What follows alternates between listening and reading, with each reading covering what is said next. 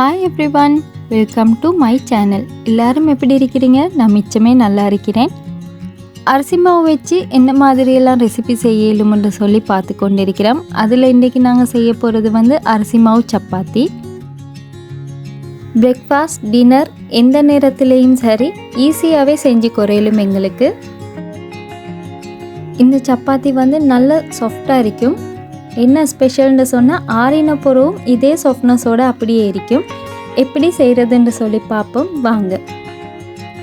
நான் 1 கப் அளவுக்கு அரிசி மாவு எடுத்திருக்கிறேன். இது கடையில் வாங்கின மாவு தான். ஒரு சட்டியில் 1.5 கப் அளவுக்கு தண்ணி சேர்த்துக்கோங்க. 1 கப் மாவுக்கு 1.5 கப் அளவுக்கு தண்ணி சரியாக இருக்கும். 1/2 டீஸ்பூன் உப்பு, அப்படி தேவையான அளவு உப்பும் சேர்த்துட்டு 1 டீஸ்பூன் எண்ணெயும் சேர்த்து இந்த தண்ணியை நல்லா கொதிக்க வச்சுக்கோங்க.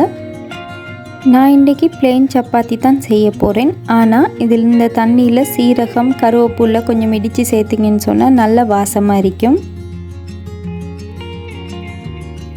தண்ணி இது மாதிரி நல்லா கொதித்து வந்த பிறகு நாங்கள் எடுத்து வச்சிருக்கிற 1 கப் அரிசி மாவையும் கொஞ்சம் கொஞ்சமாக சேர்த்து நல்லா மிக்ஸ் பண்ணிக்கோங்க.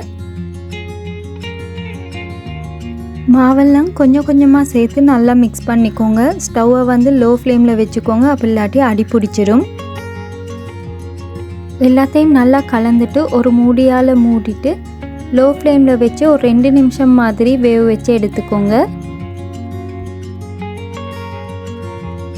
இப்போ பார்த்தீங்கன்னு சொன்னால் தெரியும், மாவு நல்லா வெந்திருக்குது. வேக வச்ச மாவு எடுத்து ஒரு பவுலுக்கு மாற்றி வச்சுக்கோங்க. கை வைக்க வேண்டிய மாதிரி சூடு ஆற காட்டிக்கும் இருக்கட்டும். இப்போ பார்த்தீங்கன்னு சொன்னால் மாவு எங்களுக்கு கை வைக்க ஏழுமாவின அளவுக்கு ஆறி இருக்குது. லேசான சூடு இருக்க போக்குள்ளேயே ஒரு 4லேருந்து 5 நிமிஷம் நல்லா பிணைஞ்சிங்கன்னு சொன்னால் இது மாதிரி ஒரு பர்ஃபெக்டான டோ உங்களுக்கு கிடைக்கும். இந்த அளவுக்கு மாவு எடுத்து உங்களோட கை 2க்கு நடுவில் வச்சு நல்லா உருட்டிக்கோங்க. அப்போ தான் நாங்கள் ரொட்டி தட்ட போக்குள்ள வெடிப்புகள் வராமல் இருக்கும்.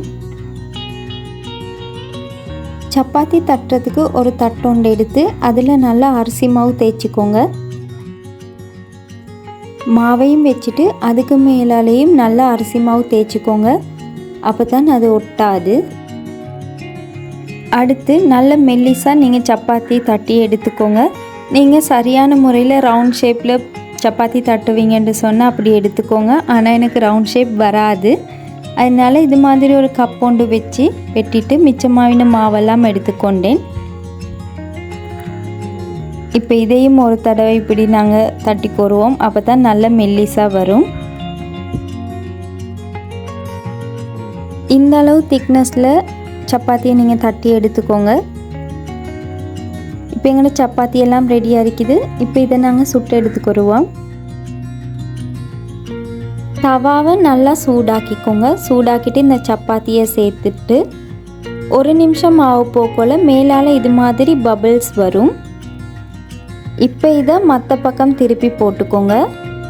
மற்ற பக்கம் திருப்பி போட்டு ஒரு 30 செகண்ட் ஆக போக்கோல ஒரு கரண்டியால் லேசாக இப்படி அமுக்கி விட்டிங்கன்னு சொன்னால் ஊதி வரும்.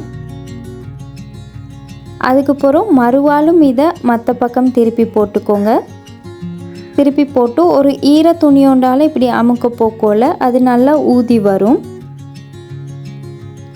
இப்போ பார்த்தீங்கன்னு சொன்னால் எங்களோட சப்பாத்தி நல்லா ரெடி ஆகிருச்சு. இப்போ இதை எடுத்துக்கோங்க.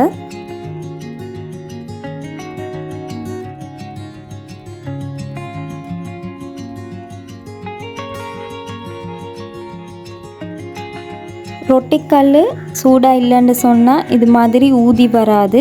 அதனால் ஸ்டவ்வை மீடியம் ஃப்ளேம்லேயே வச்சுக்கோங்க. அரிசி மாவு சப்பாத்தி ரெடி. பாருங்கள் எவ்வளோ சாஃப்டாக இருக்குதுன்னு சொல்லி. ஆறின பிறகுமே இது இப்படியே தான் இருக்கும். ஏதாவது ஒரு சட்னி அப்படி இல்லாட்டி உரப்பு கறிகளோட சாப்பிட்றதுக்கு நல்லா இருக்கும். இது எல்லோரும் ஈஸியாகவே ரெடி பண்ணிடலும். கட்டாயம் எல்லோரும் செஞ்சு பாருங்கள். என்ன வீடியோஸ் எல்லாம் உங்களுக்கு பிடிச்சிருந்தால் லைக், ஷேர் அண்ட் சப்ஸ்கிரைப் பண்ணி சப்போர்ட் பண்ணுங்கள். இன்னொரு வீடியோவில் உங்களை சந்திக்கிறேன். அது வரைக்கும் பபாய் அண்ட் டேக் கேர்.